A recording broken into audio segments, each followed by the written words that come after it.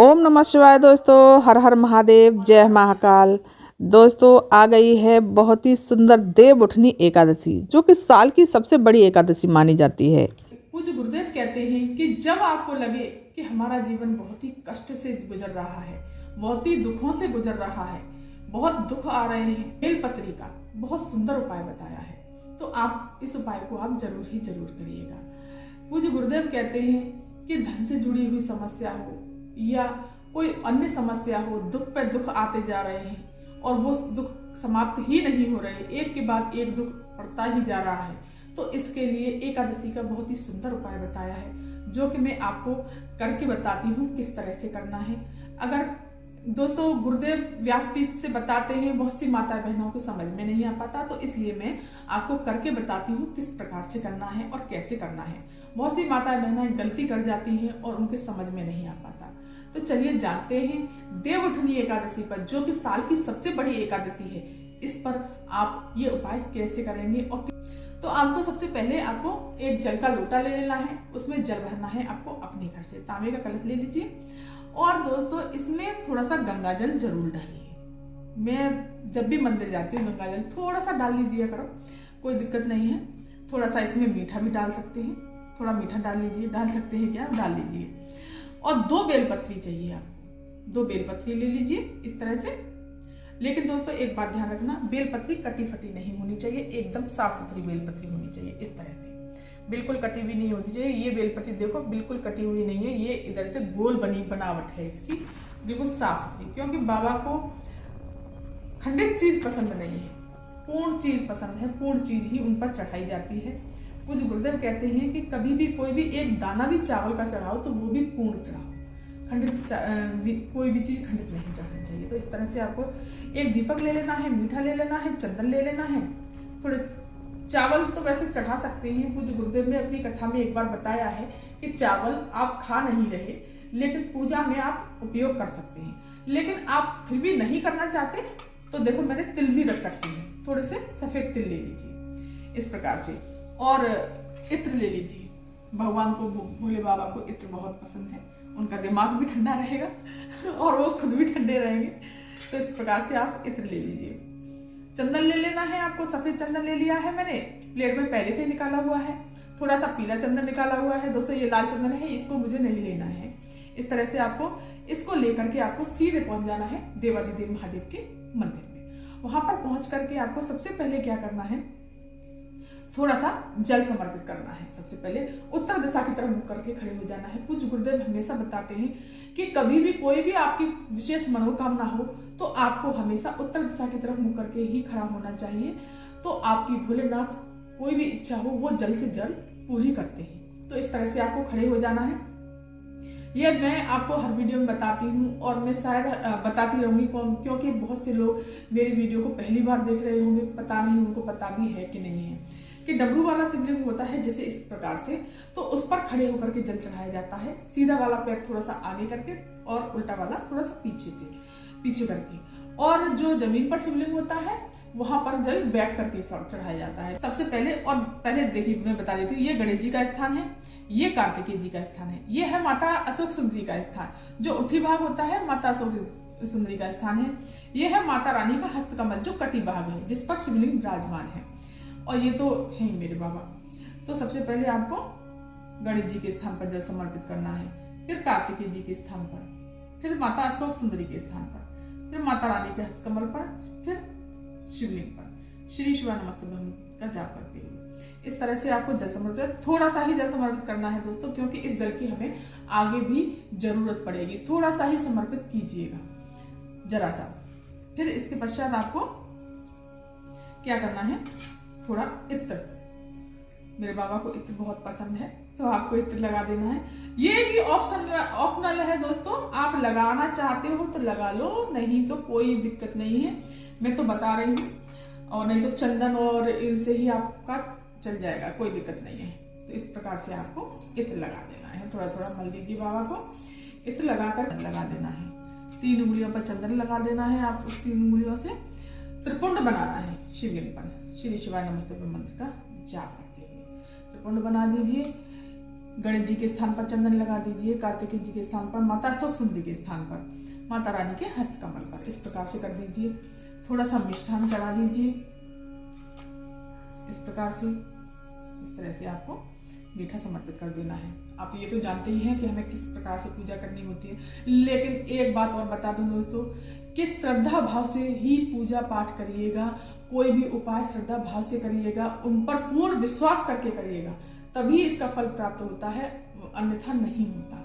बहुत सी माताएं बहनें कहती हैं कि हमारा नहीं हुआ, हमने, तो आपको पूरा विश्वास, पूरा समर्पण कर देना है कि आपको ही करना है। मुझे नहीं पता, जो भी है आपको ही करना है। मेरे दुखों को दूर आप ही कर सकते हैं। तो इस प्रकार से आप कर देंगे।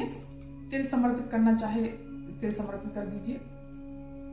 फिर आपको एक दीपक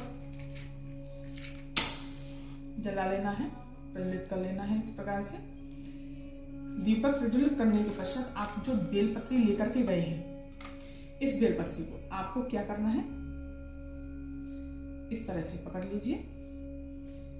थोड़ा सा चंदन बीच वाली पत्ती पर लगा दीजिए। पूज्य गुरुदेव कहते हैं कि कभी भी बेलपत्री को खाली नहीं चढ़ाया जाता, चाहे एक चावल का दाना ही क्यों न रखो। तो इसलिए मैंने चंदन ले लिया है। चंदन में हमेशा चंदन ही लगाती हूँ। पूज्य गुरुदेव कहते हैं चंदन लगा लीजिए। और ये बीच वाले ये जो पत्ती का स्थान होता है छोटा सा, यहाँ से पकड़कर हमेशा बेलपत्री चढ़ाई जाती है। तो आपको यहाँ से पकड़कर बेलपत्री को पूज्य गुरुदेव कहते हैं कि डंडी, ये अशोक सुंदरी वाले स्थान पर चढ़ाना है। अशोक सुंदरी वाले स्थान पर आपको इसको समर्पित करना है। ये है अशोक सुंदरी माता का स्थान। और डंडी का मुख, आपको बेलपत्री की डंडी का मुख रखना है शिवलिंग की तरफ। पूज्य गुरुदेव ने ये बताया है कि डंडी का मुख शिवलिंग की तरफ रखना है। ये ध्यान रखना है दोस्तों, अशोक सुंदरी वाले स्थान पर चढ़ाना है और डंडी का मुख शिवलिंग की तरफ रखना है, पत्ती का मुख जलाधारी की तरफ। फिर इसमें भी आप चंदन लगा लीजिए। चंदन लगाने के पश्चात इसका क्या करना है, इसका डंडी का मुख जलाधारी की तरफ, पत्ती का मुख अपनी तरफ, और यहाँ पकड़ करके इसको अपनी मनोकामना बोलते हुए, बहुत दुख जा रहे हैं, कष्ट जा रहे हैं, इस प्रकार से समर्पित कर देना है। इस प्रकार से समर्पित करने के पश्चात आपको जो भी आपकी मनोकामना है, जो आपको कष्ट आ रहे हैं और बहुत टाइम हो गया आपके कष्ट दूर नहीं हो रहे हैं, फिर आपको यहाँ अशोक सुंदरी के स्थान से जल समर्पित करते हुए आपको सीधे शिवलिंग पर जल समर्पित चाहिए। दोस्तों, जब आपकी जल जो समर्पित कर रहे होंगे शिवलिंग पर अशोक सुंदरी माता के यहाँ से यहाँ तक, तो तब धार टूटनी नहीं चाहिए। वहां से सीधे समर्पित करते हुए शिवलिंग पर धीरे धीरे जल सारा का सारा समर्पित कर देना है और अपने कष्टों को पुनः बाबा से कह देना है, अपनी मनोकामना बोल देनी है, अपने दुखों को बाबा से कह करके और अपनी झोली फैला करके बाबा से कहिए, बाबा मैं बहुत दुखी हूँ, मेरे कष्टों को दूर करिए, मेरा बस आप ही सहारा है, आप ही सब कुछ कर सकते हैं। तो आपको इस प्रकार से अपने कष्टों को बोल देना है, बाबा से प्रणाम करके और झोली अपनी तरफ गिराते हुए। फिर आपको इसके पश्चात आरती कर देनी है।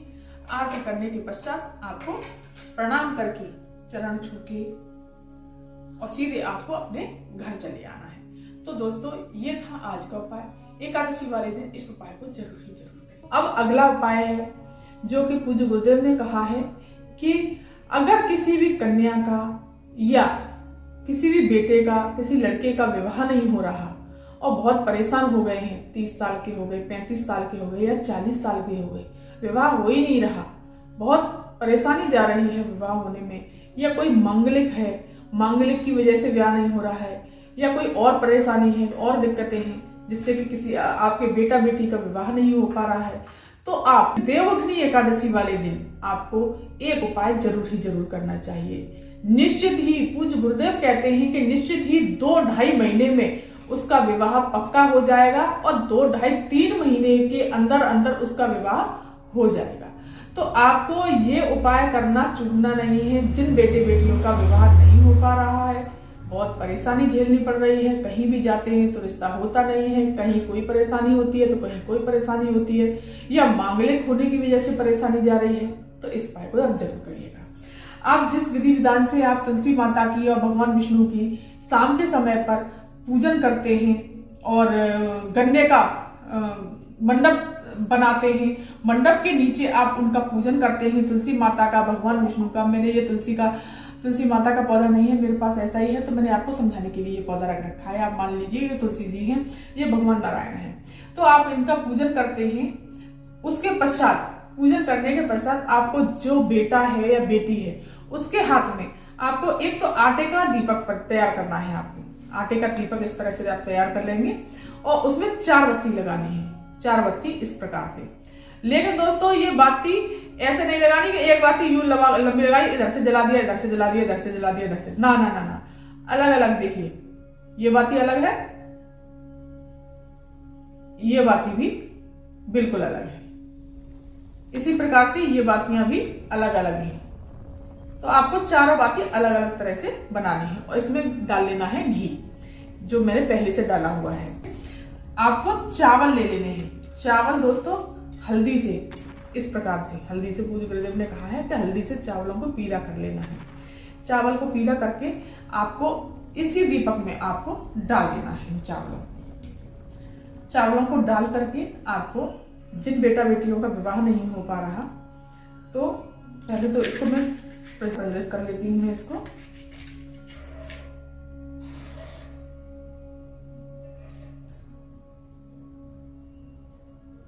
प्रज्वलित करने के पश्चात जिन बेटा बेटी का विवाह नहीं हो पा रहा, उसके हाथ में, उनके हाथ में इसको आप सीधे हाथ में रख दीजिए। सीधे हाथ में रख करके और इस प्रकार से जो मंडप आपने बनाया हुआ है गन्ने का, उसके नीचे भगवान विष्णु और तुलसा मैया बैठी हुई हैं, पूजन किया है आपने, वहीं पर जाकर के जो बेटा बेटी अपने हाथ पर रख करके भगवान विष्णु से, माता लक्ष्मी से प्रार्थना करते हैं, अपने विवाह के बारे में बोल करके, वो दीपक वहीं प्रणाम करके आपको इस दीपक को उनके हाथ से ही रखवाना है दोस्तों, ना कि अपने हाथ से ही रख लेना। जो कवारे बच्चे हैं जिनका विवाह नहीं हो रहा, उनके हाथ से ही करवाना है ये उपाय। आपको यहाँ पर उसी मंडप के नीचे इसको रखवा देना है उन बेटा बेटियों के हाथ में। और हल्दी लेनी है, जो कि वहां पूजा की थाली आपकी पहले से ही रखी हुई होगी, जो कि आपने पूजा की होगी, वहीं से हल्दी उठानी है और उन बेटा बेटियों के हाथ में इस प्रकार से हल्दी को लगा देना है। इस प्रकार से थोड़ी थोड़ी हल्दी इस प्रकार से लगा दीजिए।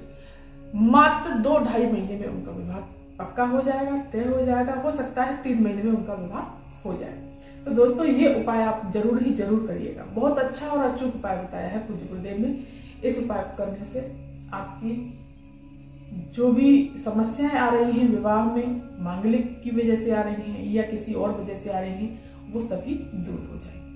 अगर ये वीडियो, ये जानकारी आपको पसंद आई हो तो चैनल को सब्सक्राइब कर दीजिए, वीडियो को लाइक कर दीजिए और कमेंट में श्री शिवानंद अवश्य लिखिएगा।